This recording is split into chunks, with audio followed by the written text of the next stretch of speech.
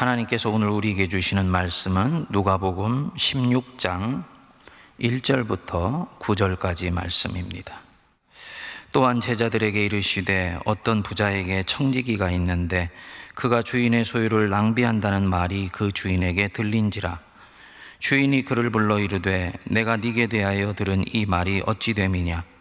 네가 보던 일을 세마라. 청지기 직무를 계속하지 못하리라 하니, 청지기가 속으로 이르되 주인이 내 직분을 빼앗으니 내가 무엇을 할까. 땅을 파자니 힘이 없고 빌어먹자니 부끄럽구나. 내가 할 일을 알았도다. 이렇게 하면 직분을 빼앗긴 후에 사람들이 나를 자기 집으로 영접하리라 하고, 주인에게 빚진 자를 일일이 불러다가 먼저 온 자에게 이르되 내가 내 주인에게 얼마나 빚졌느냐. 말하되 기름 100마리니이다. 이르되 여기 내 증서를 가지고 빨리 앉아 50이라 쓰라 하고, 또 다른 이에게 이르되 너는 얼마나 빚졌느냐. 이르되 밀 100석이니이다. 이르되 여기 내 증서를 가지고 80이라 쓰라 하였는지라. 주인이 이 옳지 않은 청지기가 이를 지혜롭게 하였으므로 칭찬하였으니, 이 세대의 아들들이 자기 세대에 있어서는 빛의 아들들보다 더 지혜로움이니라. 내가 너희에게 말하노니 불의의 재물로 친구를 사기라. 그리하면 그 재물이 없어질 때 그들이 너희를 영주할 처소로 영접하리라. 아멘. 오늘 우리가 묵상하는 이 영악한 청지기의 비유는 비유뿐만 아니고 성경 66권 속에서 가장 어려운 대목으로 유명합니다. 내용이 어렵다라는 것은 그만큼 안에 복합적인 교훈을 담고 있다는 뜻이 될 것입니다. 다음에 다시 한번 이 본문을 방문할 기회를 가질 것을 전제로 하면서, 오늘은 우리 예수님이 우리들에게 어떤 의도를 가지고 이 말씀을 하시고 있는가를 잘 들여다보고 크게 두 가지 정도만 여러분들과 교훈을 생각해 보고자 합니다. 이 비유의 핵심 교훈이 무엇인가를 파악하는데 어려움이 되는 몇 가지 이유가 있는데, 그 중에 하나가 이 16장의 누가복음 16장의 영악한 청지기의 비유가 도대체 1절에서 시작해서 몇 절에서 끝나느냐 하는 부분입니다. 어디에는 8절이라고 얘기하고 어디에는 9절이라고 얘기를 합니다. 그만큼 뒤에 나오는 이 15절까지의 내용과 연결고리가 명료하지를 않은 것입니다. 흔히 우리가 생각하기로는 13절 우리 성도님들이 익히 잘 알고 있는 구절이 나오지요. 뒷부분에 너희는 하나님과 재물을 겸하여 섬길 수 없느니라. 이 강력한 말씀에 우리 마음이 흡입이 되면 자연스럽게 이 본문의 마지막 절은 내가 너희에게 말하노니 불의의 재물로 친구를 사기라. 이게 주제의 구절일 것이다. 그래서 이 영악한 청지기의 비율의 핵심 교훈은 물질에 대한 마음가짐을 명료히 하여야 된다라는 것으로 읽게 됩니다. 그런데 이렇게 이해하게 되면은 이 비유에 심각한 문제가 생기는 부분이 있습니다. 이 비유에 나오는 부자 주인이 어떤 사람인가 하는 문제 때문입니다. 본문의 세계 안으로 들어가 보면 여기에 나오는 이 주인은 하나님이 아닙니다. 이 주인은 예수님 당시에 빈번히 만날 수 있었던 부자 중에 한 사람이에요. 원래 유대인들은 자기 동족인 유대인에게 이자를 목적으로 돈을 빌려주는 것이 금지가 되어 있습니다. 고리대금업이나 이자업을 하지 못하게 했습니다. 그러니까 이 율법을 교묘하게 피하기 위해서 사람들이 돈 대신에 현물을 빌려주고 원래의 현물에 얹어서 이자로 현물을 받곤 했습니다. 변칙을 써서 율법을 어기는 것입니다. 이 이야기의 주인이 바로 그런 종류의 사람이었습니다. 하나님의 말씀보다도 재물을 더 사랑한 사람이었어요. 이런 사람이 자기 재물을 가지고 엉뚱한 짓을 했던 자기의 청지기를 칭찬했다면, 이는 이 청지기가 물질을 잘 사용했기 때문이 아니라 다른 어떤 부분에 대해서 칭찬할 만한 대목을 찾아내었기 때문입니다. 재물 사용은 이 비유의 포인트 중에 하나는 될 수 있지만 핵심 주제는 될 수 없다는 것을 말하는 것입니다. 주님이 이 비유를 제자들에게 들려주시는 뜻이 무엇이냐? 지혜입니다. 이 비유의 핵심 주제는 지혜예요. 그래서 사실은 9절까지 읽었습니다만 8절이 결론이라고 볼 수가 있습니다.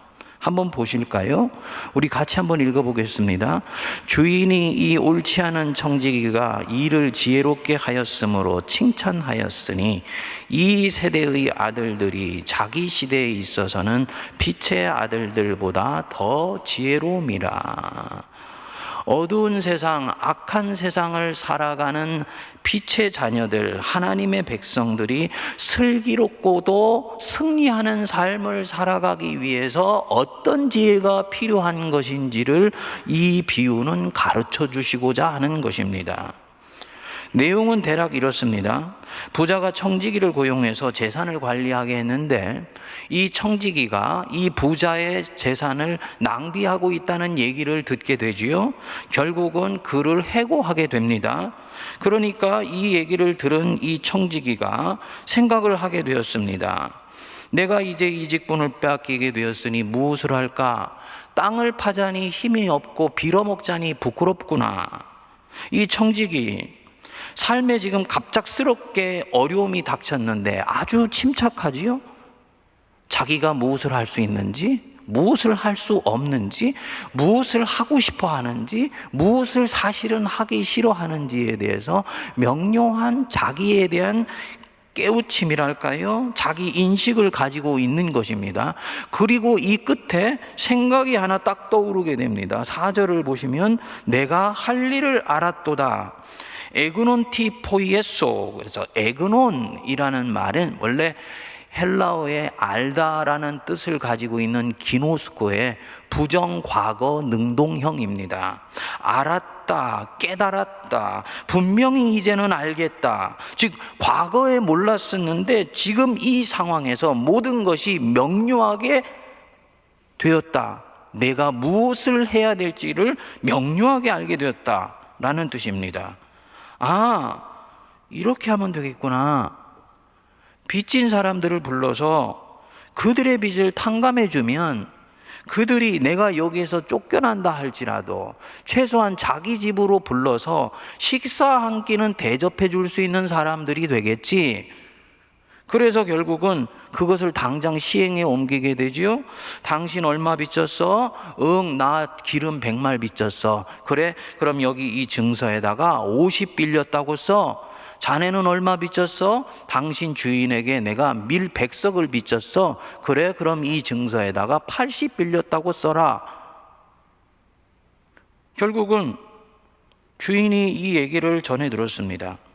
그리고 이 청지기를 당장에 불렀습니다.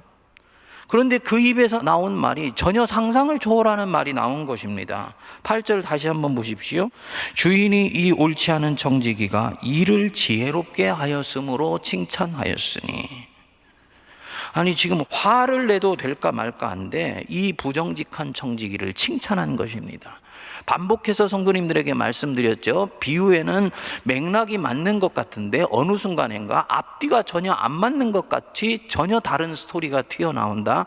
반전이라고 그랬습니다. 바로 거기에 복음이 집중적으로 들어있다라고 말씀드렸습니다. 바로 이 영악한 청지기의 비유에서는 이 부분입니다. 예수님이 지금 이 주인의 입을 벌려서 청지기가 칭찬받을 만한 일을 했다라고 얘기를 하는 거예요. 비록 자기 물질이 아니지만 재물을 사용해서 가난한 사람을 도운 것 때문에 칭찬하는 것인가? 아니에요. 말씀드리지만 이 주인은 그렇게 선한 사람이 아닙니다. 만일 그런 사람이었다면 자신이 직접 빚을 탕감해 주었을 것입니다. 주인이 이 청지기를 쫓아내는 이유도 명료합니다. 자기 재산을 가지고 제대로 관리하지 못했기 때문입니다. 결과적으로는 이 청지기는 주인의 재산을 더 낭비해 버렸지요. 이런 거룩한 낭비를 칭찬해 주는 것이 아닙니다. 무엇냐? 이를 지혜롭게 한 것을 칭찬했다고 말씀은 얘기합니다. 도대체 무슨 일을 지혜롭게 하였는가요? 이 부분이 이 비유의 첫 번째 핵심적인 교훈입니다. 주인이 보기에 지금 이 종은 도덕적으로 문제도 많고 자기 재산을 축내었어요. 그런 면에서는 비난받아 마땅한 사람입니다. 그런데 자기가 해고한다는 얘기를 듣고 그 뒤에 찬찬히 행동하는 것을 보니 한 가지 칭찬할 만한 구석이 있는 것입니다. 먼저는 과거에 자기가 잘못한 것으로 인해 지금 삶에 어려움이 찾아왔는데 지금 그런 상황 속에서도 자기가 할 수 있는 것과 할 수 없는 것을 침착하게 구분해냅니다. 그리고 내 손으로부터 모래처럼 미끄러져 내려간 것과 여전히 내 손에 남아있는 것을 명료히 구분하여서 자기의 손에 지금 남아있는 것을 가지고 최대한으로 활용하여서 자신의 미래를 도모하는 것입니다. 부자의 청지기는 지기를 빼앗기는 순간은 남아있는 것이 없지요. 그러니까 그 지기를 빼앗기기 직전에 지기를 유지하는 동안 자기에게 있는 권한을 최대한 활용하여서 다른 사람의 마음을 사고 그래서 내일의 인생을 지금 여기서 새롭게 개척해 나가는 것입니다. 성도님들, 이 시각을 도덕적 앵글을 가지고 보시면 안 됩니다. 지금 이 주인이 이 청지기에 대해서 바라보는 시각은 다른 거예요. 이 사람, 자기에게 펼쳐져 있는 생을 대단히 사랑하는 사람이다. 그리고 이 사랑이 이루어지기 위해서 지혜를 짜내며 빈틈없이 노력하는 사람이다 라는 것을 본 것입니다. 그리고 그것을 칭찬하는 것입니다. 이 비유는 도덕적인 교훈이 아닙니다. 도덕을 뛰어넘는 거예요. 그런 면에서는 초급 신앙이 아니라 중급 이상이 되어야지 이해할 수 있는 비유입니다. 그래서 예수님이 다른 비유는 무리에게도 함께 말씀하셨는데 1절에 보면 이 비유는 제자들에게만 따로 가르쳐 주신 것입니다. 보십시오. 이 청지기 다시 한번 보시면 이미 잃어버린 것을 뒤돌아보면서 아쉬워하거나 한탄하지 않습니다. 문이 닫혀버렸는데 그 닫혀버린 문 앞에 주저앉아 있지 않습니다. 지나간 것은 지나간 것입니다. 다시 되돌릴 수 없습니다. 그러면 어떻게 합니까? 이 청지기는 털어버립니다. 그리고 지금 자기에게 남아있는 것이 무엇이지? 침착하게 생각하고는 과거의 상처에 충격받지 않고 여전히 자기가 갖고 있는 곳에 주목하여서 집중력을 발휘합니다. 그리고 자기가 가지고 있는 바로 그것으로 내일의 생을 열어가는 것입니다. 행위는 대단히 악하지만 주인은 바로 이 점을 좋아하는 것입니다. 자기를 닮았다고 생각하고 있을지도 모르죠. 고된 직장 생활 속에서 열흘간의 휴가를 갖게 되었습니다. 어느샌가 5일을 썼어요. 어휴, 이제 5일밖에 남지 않았네. 지난 것을 아쉬워하는 태도입니다. 이런 마음에서는 이 청지기 같이 미래를 향해서 적극적으로 생각하며 빈틈없이 준비할 수 있는 지혜가 나올 수가 없습니다. 반면에 아직 5일이나 남았네. 지금부터라도 멋지게 사용해야지. 대단히 능동적이고 적극적이고 그리고 긍정적인 사고입니다. 그리고는 자기가 지금 갖고 있는 것을 가지고 생을 극대화시켜 나가는 것입니다. 이것이 예수님이 믿지 않는 사람에게 믿는 사람들이 배워야 되는 세상을 사는 지혜라는 것입니다. 그 다음으로 우리가 눈여겨볼 대목이 있습니다. 8절에 뒷부분에 나오는 부분이죠. 이 세대의 아들들이 자기 시대에 있어서는 빛의 아들들보다 더 지혜로움이라. 이 세대의 아들들, 세상 사람들이죠. 빛의 자녀들, 예수님 당시로 하면 하나님의 백성들이고 오늘 우리로 치면은 그리스도인들입니다. 그들보다도 더 이 세대의 세상 사람들이 더 지혜롭다. 무엇에 있어서는? 자기 시대에 있어서는 그랬습니다. 영어 성경으로 보면 명료하게 뜻이 나옵니다. In dealing with their own kind. 그들 자신과 같은 부류의 것을 다루는 데 있어서는, 세상 사람들이 자신들과 같은 부류에 있는 것을 다루는 데 있어서는 하나님 백성보다 더 지혜롭다. 물질, 세상적인 것입니다. 이런 것 다루는 데 있어서는 믿는 사람보다 더 지혜롭다. 이들에게 배우라라는 것입니다. 세상 사람들은 재물이 어떻게 사람들의 마음을 얻을 수 있는지를 정확하게 알고 있습니다. 그들에게 이런 지혜를 배우라는 것입니다. 살아남는 법, 생존하는 법, 이들에게 배우라는 것입니다. 끝까지 하나님의 일을 이루기 위해서 너는 끝까지 살아남는 법을 배우라는 것입니다. 당연히 배워야 되지요. 잠언에 보면 개미에게 가서 부지런함을 배우고 사반과 메뚜기에게 배우라고 했습니다. 예수님이 뱀처럼 지혜로워야 한다고 말씀하셨어요. 뱀이 죄악의 상징이지만 적어도 그 지혜는 그 뱀한테 배울 수 있어야 된다는 것입니다. 하물며 성도가 하나님의 일을 이루는 데 있어 세상 사람들, 세상의 지혜를 배우는데 인색하면 안 된다는 것입니다. 고급 신앙에 해당되는 영역이에요. 성도님들, 바둑 혹시 두시는 분 계시죠?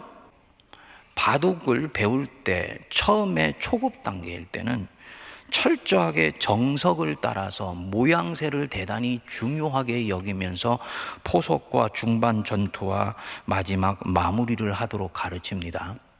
모양이 굉장히 중요하고 틀이 중요합니다. 그런데 고수가 되면 모양을 필요할 때는 파괴하라 그럽니다. 왜냐? 이 모양이 나중에는 이기는 것에 걸림돌이 되기 때문입니다. 그때는 모양이나 형식에 매일 필요가 없다는 것입니다. 깊이 곱씹어 볼 대목입니다. 그래서 이 비유가 어려운 비유입니다. 이 청지기는 분명 이 세대의 아들들입니다. 예수님이 이 세대의 아들들이 세상살이를 하는 데 있어서는, 세상적인 것을 다루는 데 있어서는 빛의 아들들보다 더 지혜롭다.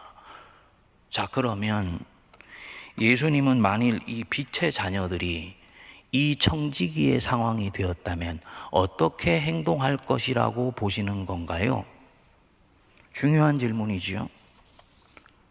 주님이 보실 때 빛의 자녀들이 이 청지기가 되었다면 이들은 자신이 지금 여전히 무엇을 갖고 있는지를 정확히 눈여겨보지 않을 것이라고 생각하십니다. 다 끝나버렸다고 생각하기 때문입니다. 그냥 털고 말 것입니다. 그리고 그것이 깨끗한 것이라고 생각할 것입니다. 더 중요한 것이 있습니다.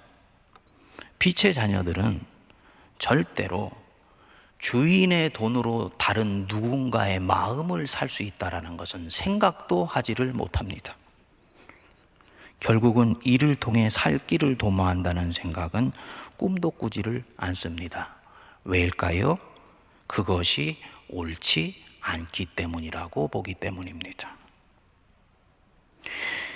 이 일이 옳으냐 그르냐, 도덕적으로 옳은 것이냐 그른 것이냐의 도식으로는 절대로 이 청지기의 지혜가 나올 수가 없습니다.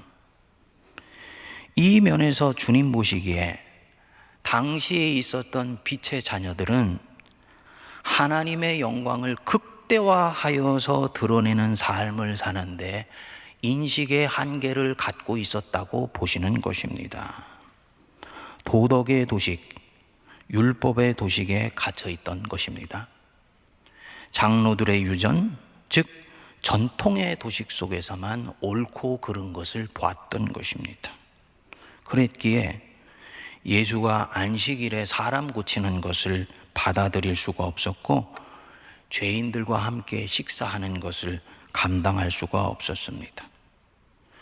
주님 보시기에 당시 이런 면에서 세상의 아들들이 율법과 도덕의 도식에 갇혀 있었던 빛의 자녀들보다도 어떠한 특정한 일을 이루는 데 있어서는 훨씬 지혜롭다고 보신 것입니다. 성도님들, 신앙은 틀을 포함합니다. 모양을 갖추는 것 대단히 중요합니다. 특히 신앙을 처음에 배울 때는 더욱 그렇습니다. 신앙을 처음 배울 때일수록 경건의 모양을 굉장히 중요시 여겨야 됩니다. 정시에 일어나고 정시에 자며 주일 성수는 무조건 하며 물질에 있어서 합당한 봉헌 생활을 하며 철저히 가르쳐야지 됩니다. 그런데 이것은 경건의 모양이고 틀이에요. 그런데 이 신앙이 어느 순간을 가게 되면 이 틀을 뛰어넘습니다. 어떤 때? 하나님을 사랑하기 위해서, 만민을 살리기 위해서 지금 내가 가지고 있는 이 틀보다도 더욱더 하나님께 영광이 되는 길을 찾기 위해서는 이 틀을 내려놓을 수 있어야 돼. 바로 이때 그는 세상의 지혜를 사용할 수 있습니다. 동기는 분명합니다. 하나님을 사랑하며 하나님께 더욱 영광이 되며 만민을 살리기 위해서요. 모양을 파괴합니다. 그래서 이 비유가 어렵습니다. 당시에는 재물도 이 틀에 해당되었습니다. 하나님을 쫓으려고 하면 당시에 재물을 하찮게 여겨야 된다고 가르쳤습니다. 재물은 세상적인 것이기 때문이에요. 그런데 주님이 말씀하신 것입니다. 불의의 재물로 친구를 사귀라. 불의의 재물에도 충성하지 아니하면 누가 참된 것으로 너희에게 맡기겠느냐. 어감이 전혀 다르게 다가오죠. 오늘날 같이 돈이 신이 된 사회에서는 돈이 우상처럼 받아들여져서 문제입니다만 당시에는 거룩과 돈은 상극이라고 생각이 되었습니다. 거룩을 쫓는 사람들은 돈을 아무렇지도 않게 생각하거나 하찮게 생각한 것입니다. 그게 바로 틀이었고 도덕이었습니다. 그런데 주님이 그 틀을 깨고 당시의 도덕적 기준을 흔들어 버리신 것입니다. 그렇지 않다. 돈은 더러운 것이 아니야. 불의한 재물, 세상적 재물로 하나님께 충성하라.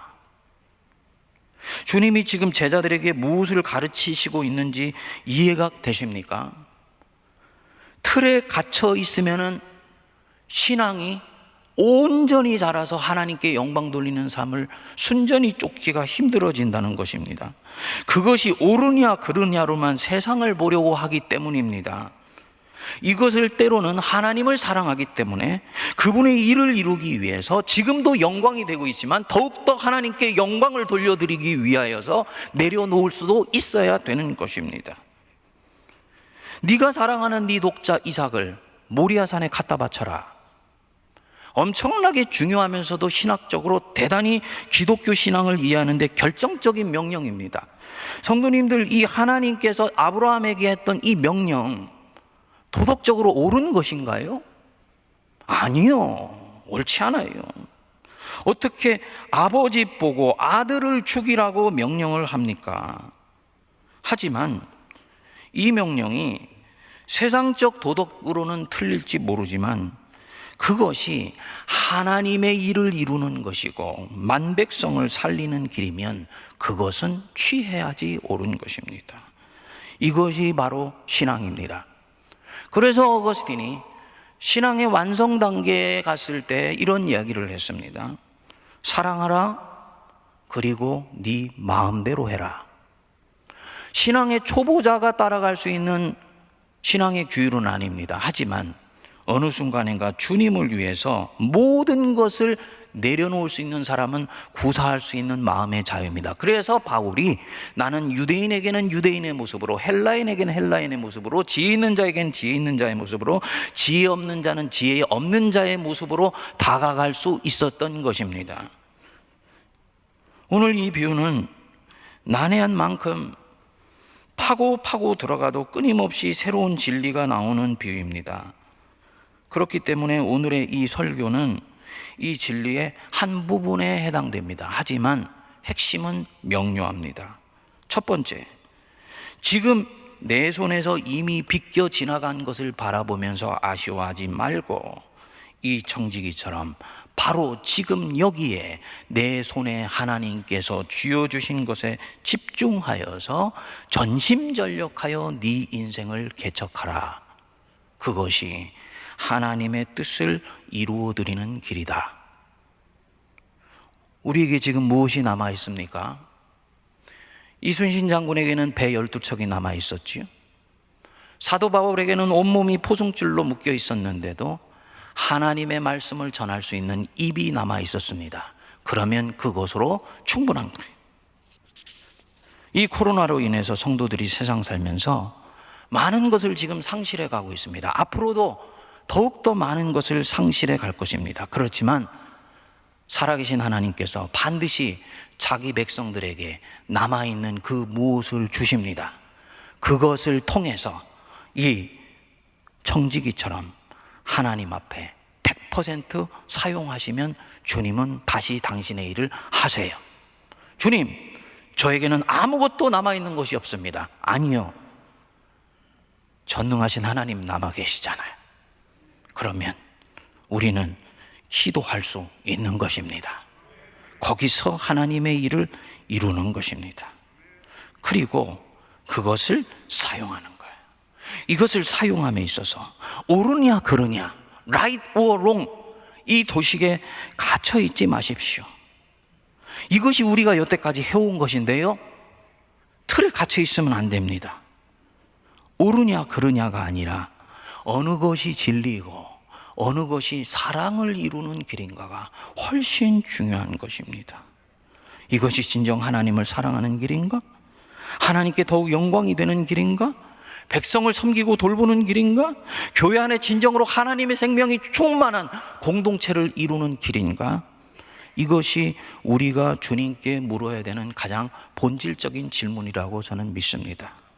이것에 내 신앙의 양심이 예스라고 생각된다면 그 길을 선택하실 수 있게 되기를 바랍니다. 주님이 그 걸음과 그 걸음을 가능하게 한 지혜를 기뻐하십니다. 기도하겠습니다. 거룩하신 하나님 아버지, 주님을 사랑합니다. 그러나 이 사랑은 자라가는 것이오니 모양과 틀과 때로는 경건의 모양이 우리를 통해서 하나님의 일을 이루시려는 주님의 계획을 막지 않게 하여 주십시오. 이 면에서 이 세대의 아들들보다 빛의 자녀들이 더욱 지혜롭게 하셔서 어떤 것이 하나님을 진정으로 사랑하는 길인지, 어떤 것이 지금보다 주님께 더욱더 영광이 되는 길인지, 그래서 주님이 죽기까지 사랑하시는 만민을 살리는 길인지를 깊이 살피게 하여 주셔서 주님이 우리에게 주신 모든 지혜를 자유하게 사용할 수 있는 신앙의 안목을 허락하여 주옵소서. 지금 이미 지나간 것에 저희들이 연연하지 않게 하시고 인생의 운명 속에 흘러가 버린 것들을 바라보며 한탄하지 않게 하시고 지금 내 손에 쥐어주신 것, 내게 있는 것을 집중하여 100% 선용하고 최선을 다해 사용하여 하나님께 영광 돌려드리게 하옵소서. 예수님 이름으로 기도하옵나이다. 아멘.